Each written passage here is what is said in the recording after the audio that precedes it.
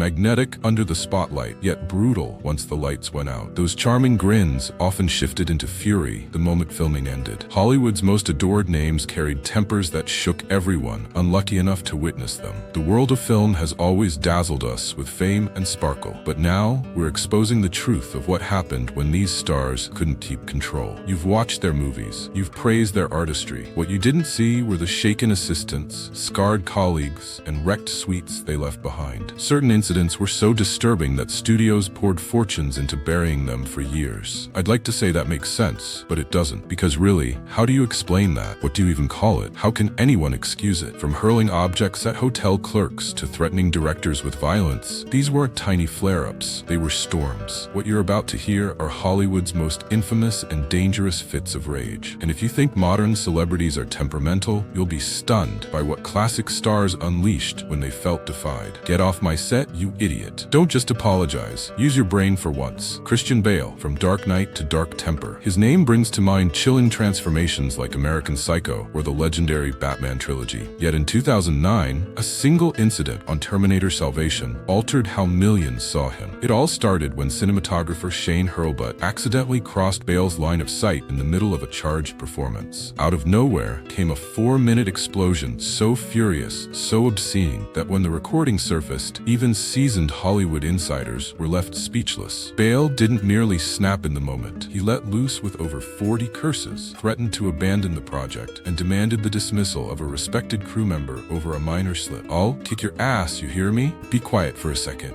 "Okay," Bale bellowed, his voice so fierce that the crew stood frozen, unable to react. "Do you want me to smash your lights? Should I wreck him too?" This wasn't frustration. It was an uncontrollable fury that raged on even as the director attempted to defuse the situation. Later, Bale issued a public apology, brushing it off as method acting that spiraled out of control. Yet whispers from other sets hinted at similar stories. The man who wore Batman's mask carried a darkness that stayed hidden until that infamous meltdown echoed across the globe. And what makes this tale even more striking is what came after. Even with his volatile reputation, filmmakers continue to seek him out. The reason? Few actors can match Bale once the cameras start rolling. But the lingering question is, does genius excuse the explosions? Enter Edward Norton, the perfectionist whose passion turned him into a nightmare colleague. Norton, a gifted actor and visionary filmmaker, earned a reputation that Marvel would later brand as nearly impossible. The trouble began with Norton's turn as Bruce Banner in The Incredible Hulk. Audience saw depth on screen, but the set told a different story. Norton didn't limit himself to acting. He took over as if he were the uncredited writer and director. He rewrote dialogue without clearance, clashed with real directors over creative calls, and demanded final approval rights normally reserved for icons of the industry. When Marvel replaced him for the Avengers, Kevin Feige publicly softened the blow, explaining they needed someone who embodied collaboration and creativity alongside the rest of the cast. But insiders knew the truth. Norton's relentless pursuit of perfection had pushed massive productions to the brink of collapse. And this wasn't his first clash. On American History X, his conflict with director Tony Kaye became so infamous that Kaye tried to erase his name from the credits. When the studio sided with Norton, Kaye responded with a bizarre stunt, bringing a priest, rabbi, and monk into a meeting in protest. Yes, you heard that right. Norton's reputation grew so notorious that when he later joined Wes Anderson's Moonrise Kingdom, journalists openly speculated how a control-driven actor could possibly coexist with an equally meticulous director. Oddly enough, the two managed to build a strong collaboration, suggesting that Norton's reputation for being difficult might have depended entirely on the leadership. Still, the damage lingered. Big studios grew cautious about hiring an actor who could push for creative control at the cost of budgets, schedules, and crew morale. Rugby league, after all, is built on 13 players per side. That's why the rules play out differently. Sure,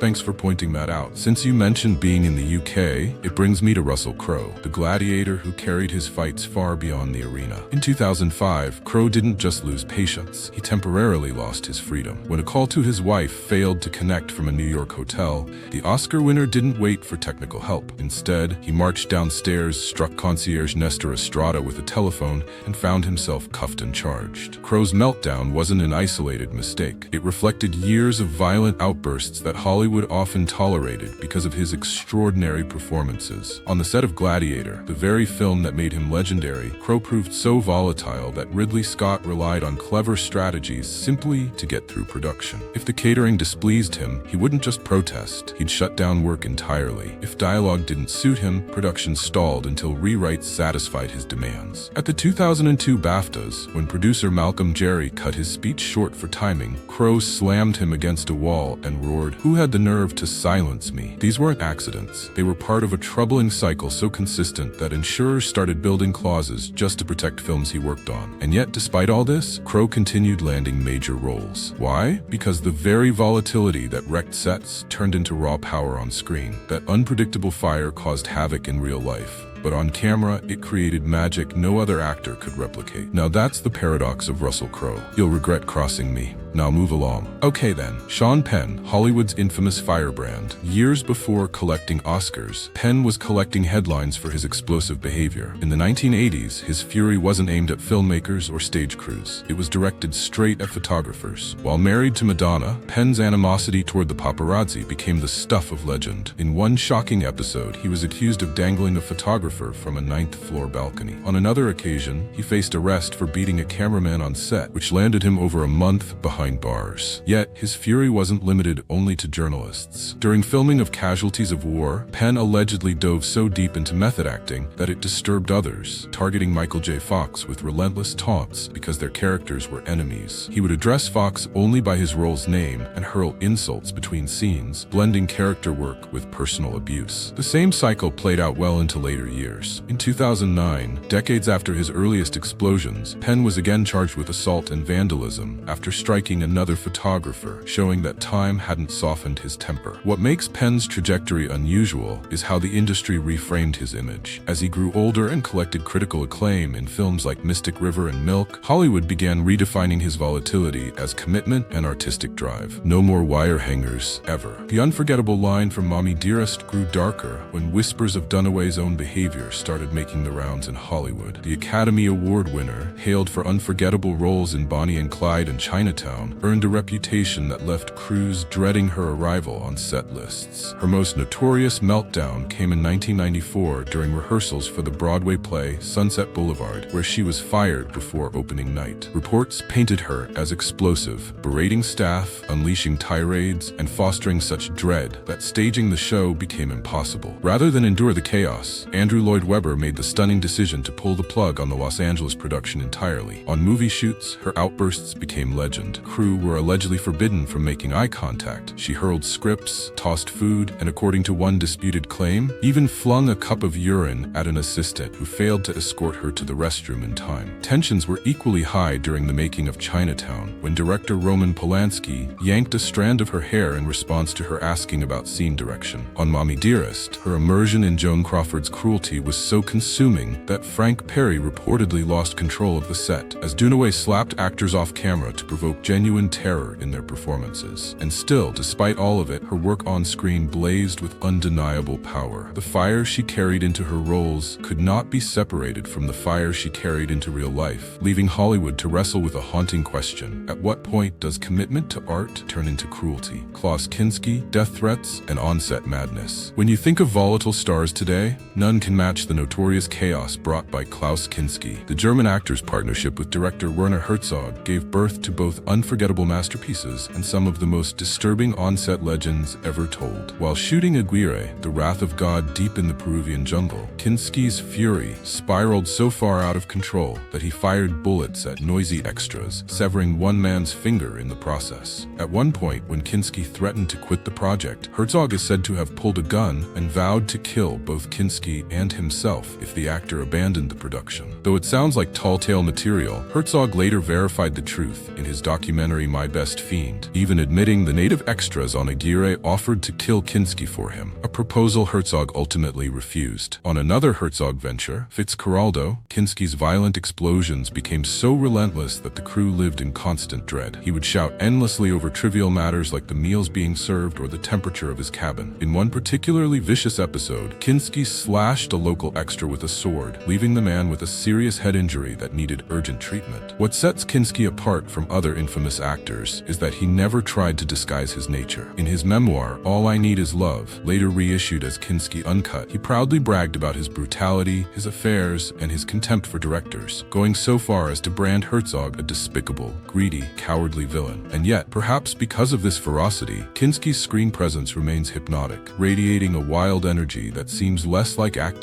and more like true madness caught on film. Switching gears, let's talk about Alec Baldwin. From screaming on airplanes to notorious phone calls, Baldwin's gifts as a performer are unquestionable. His role as Jack Donaghy on 30 Rock reignited his stardom and brought him multiple Emmy wins. Still, away from the spotlight, Baldwin's infamous temper has repeatedly sabotaged his reputation and made headlines for years. The downward trend first became public in 2007, when a cruel voicemail he left for his young daughter surfaced in the media. During a heated custody battle with ex-wife Kim Basinger, Baldwin lashed out by calling his daughter a rude, thoughtless little pig and threatened to discipline her. Though he later apologized and blamed the stress of the legal fight for his behavior, the episode wasn't the last time his temper would make headlines. Just a few years later, in 2011, Baldwin was kicked off an American Airlines flight after refusing to shut down his phone before departure. Witnesses said he grew hostile toward the crew, slammed the lavatory door so forcefully that the cockpit heard it, and hurled insults at flight attendants. That meltdown ended with Baldwin being banned from flying with the airline. In another controversy in 2013, he was accused of shouting homophobic slurs at a photographer, which prompted MSNBC to cancel his show. By 2018, his anger issues resurfaced when he was arrested for allegedly punching a man during a parking dispute in Manhattan. What sets Baldwin apart is that he has openly admitted in interviews that anger is a serious weakness he has battled for years. He said he sought professional help to manage it,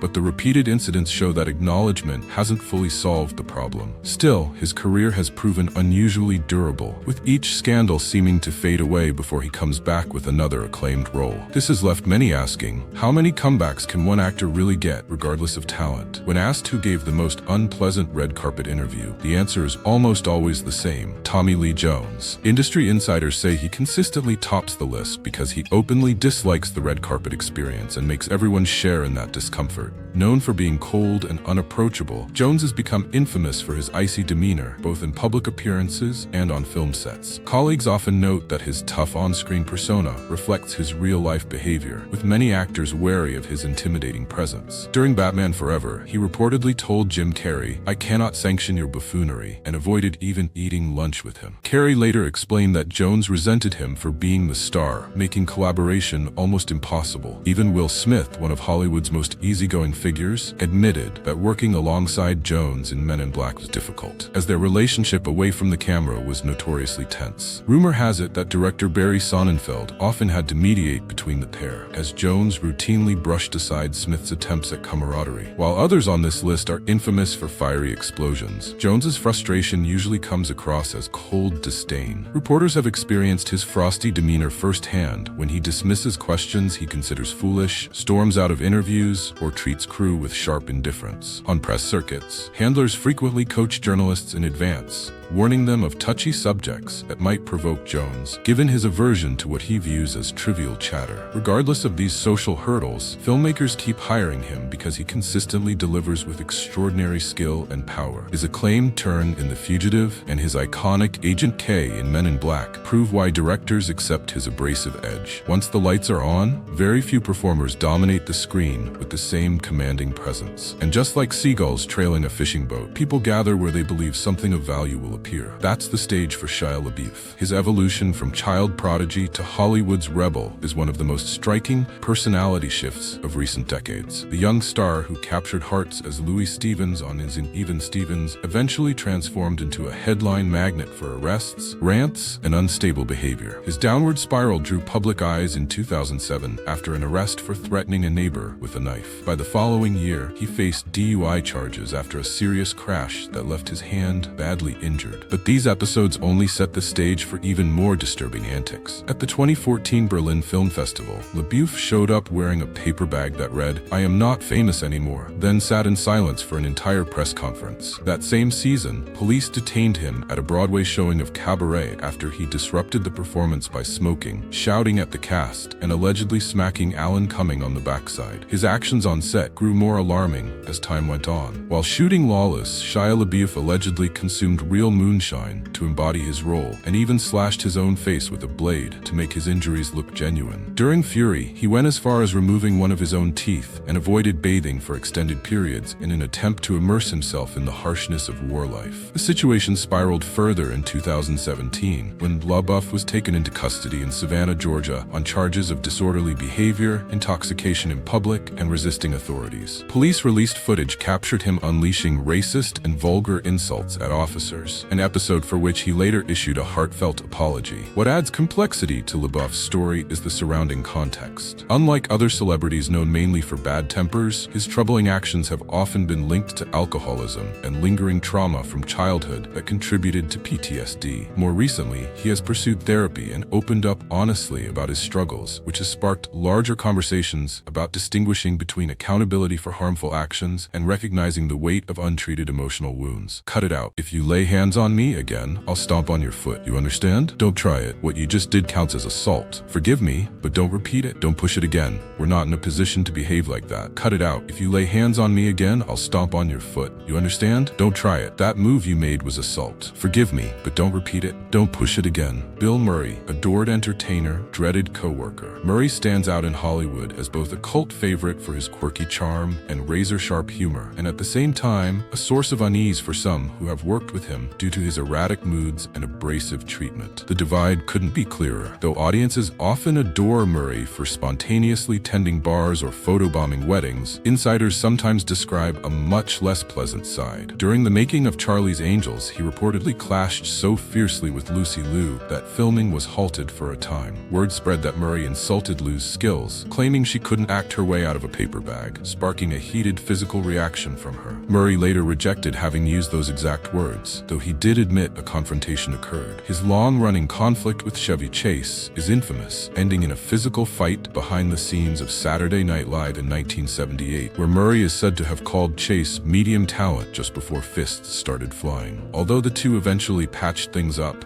that altercation reinforced Murray's image as someone unwilling to yield even to the show's brightest names. In more recent years, Murray's actions have had weightier professional fallout. In 2022, work on the film Being Mortal was paused after complaints surfaced about his inappropriate behavior toward a female crew member. The specifics weren't revealed, but Murray later admitted publicly, "I tried to make a joke, and it didn't land the way I thought." What makes his story intriguing is the stark contrast between his whimsical, good-natured public image and the troubling reports from those behind the camera. His star power and likability have shielded him from complete career collapse, but with Hollywood's shifting standards, even icons like Murray are finding eccentricity no longer an excuse. Jennifer Lopez, the demands of a diva. Lopez's path from Bronx dancer to worldwide icon is remarkable by any measure. Yet throughout that rise, tales of her fiery temper and exacting nature have become nearly as famous as her artistry. While it's true that many celebrity diva tales get overblown, the persistence and consistency of stories about Lopez's behavior suggest it's more than just showbiz exaggeration. People who once worked with her recall an atmosphere where flawless results were expected or jobs were at risk. Accounts of her behavior range from slightly funny to outright troubling. Stories include Lopez requesting all-white dressing rooms filled with matching flowers, candles, and furniture, instructing staff not to make eye contact, dismissing dancers over zodiac signs, and removing assistants for simple slip-ups like ordering the wrong beverage. At a 2010 charity flight, Lopez was said to have scolded a flight attendant so harshly that the woman was left crying after being offered a drink. Witnesses remember her yelling, "I told you several times already, I'm not drinking," loud enough for others to hear on the plane. For hotels, she has been linked to extremely detailed requests, with documents spanning dozens of pages, outlining everything from keeping the thermostat at 80.6 degrees to the placement of each candle. On one occasion, hotel staff were were told to call her only Miss Lopez and to avoid looking her directly in the eyes. What stands out most about Lopez is how the story around her has shifted alongside her success. With greater influence over her brand through social platforms and controlled interviews, the image of a demanding diva has partly given way to one highlighting her discipline and entrepreneurial savvy. This shift sparks important conversations about how celebrity reputations are crafted today and how perfectionist behavior can sometimes be reframed as ambition rather than cruelty. Why do audiences so often excuse such explosive conduct? After looking at these intense figures, we're left with a lingering question. Why does the film industry continue to reward performers with reputations for being so hard to handle? The truth points to uncomfortable realities about both Hollywood and the people who consume its products. A key factor is the strong link between difficult personalities and unforgettable artistry. Many stars on this list pour their intensity into roles that grip audiences in ways calmer actors might never replicate. Klaus Kinski's volatility shaped some of the most unforgettable performances in film history. Christian Bale's relentless pursuit of detail, while taxing for colleagues, results in award-winning and financially successful work. Beyond that lies the financial calculation. Whenever difficult stars bring in revenue, Hollywood tends to tolerate their issues instead of removing them altogether. At the height of Russell Crowe's career, his movies pulled in more than $3 billion globally. Studios concluded that even the expenses tied to his conduct, including lawsuits, were justified by the box office power he carried. Another factor is the audience itself. While people say they admire respectful, easygoing celebrities, scandals and tales of misconduct continue to capture our attention. Headlines about chaotic sets drive traffic, views, and conversation. The attention we give effectively fuels the very actions we criticize. On top of that, the culture of accountability is shifting. Much of the behavior highlighted here thrived in times when Hollywood's power imbalance allowed it to go unchecked. With modern social platforms, HR structures, and workplace protections, actions once swept under the rug are now challenged openly. That productions like Being Mortal can pause because of Bill Murray's behavior, something nearly impossible to imagine 2 decades back, signals that the age of the untouchable volatile celebrity may finally be fading away.